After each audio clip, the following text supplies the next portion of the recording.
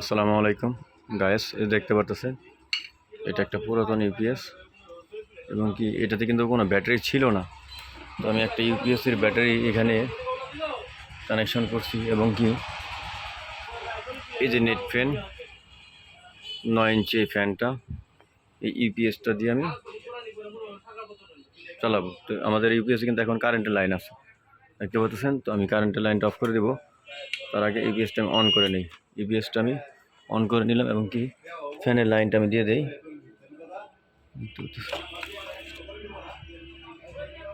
আমি ফ্যানের লাইনটা দিয়ে দিলাম, আমি ইউপিএসটা অন করে নিতেছি।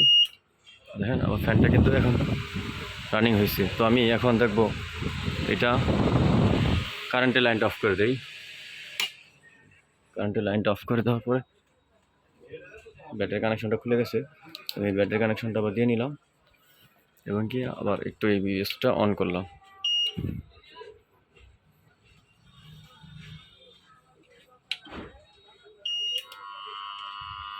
তো দেখতে পারতেছেন আমার ইউপিএসটা কিন্তু এখন চলতেছে। তো আমি এইভাবে এই ফ্যানটা এই ব্যাটারি দিয়ে এই ইউপিএসের এই ফ্যানটা আর এইখানে আমার 100 ওয়াটের একটা লাইট, মোটামুটি আমি 2 ঘন্টা প্লাস ব্যাকআপ পাইছি। তারপরে অনেকক্ষণ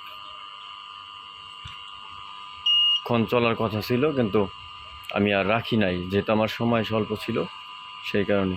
তো আপনারা দেখতে পাচ্ছেন, আপনাদের যদি এরকম পুরাতন কোনো ইউপিএস থাকে, আপনাদের বাসায় যদি কোনো পুরাতন এরকম ইউপিএস থাকে বা অনেকে ইউপিএস থেকে বড় আইপিএস বানাতে যাচ্ছেন, তাদের কাছে আমার একটা পরামর্শ হলো, আপনারা যদি পারেন, এগুলি ব্যাটারি না, আপনারা অবশ্যই পাউডার ব্যাটারি, অটোর 100 অ্যাম্পিয়ার, 70 অ্যাম্পিয়ার, 120 অ্যাম্পিয়ার কিংবা বড় ব্যাটারি, যত বড় ব্যাটারি লাগান আর কি, আপনারা একটা জিনিস মনে রাখবেন, চার্জারটা কিন্তু এক্সট্রা নিতে হবে।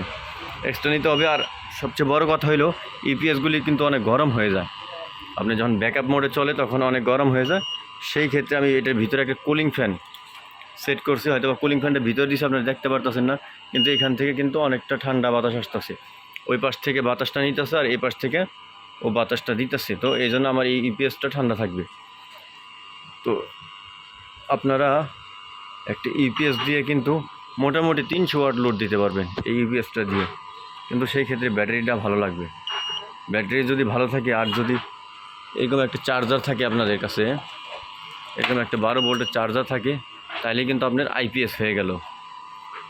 তো আমার কিন্তু এখনও ব্যাকআপ মোডে চলতেছে, দেখতে পারতেছেন আপনারা, এই যে ব্যাকআপ মোডে চলতেছে, এই ফ্যানটা কীভাবে চলতেছে দেখেন।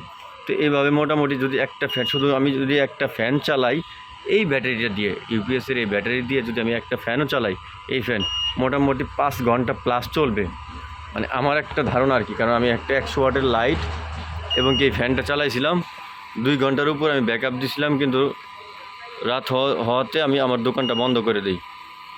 তো এই হচ্ছে আপনার ইউপিএসের বিস্তারিত। ব্যাটারি যত ভালো হবে আপনাদের ইউপিএস সার্ভিসও তত ভালো দিবে। তো সবাই আমার চ্যানেলটা সাবস্ক্রাইব করবেন। আসসালামু আলাইকুম।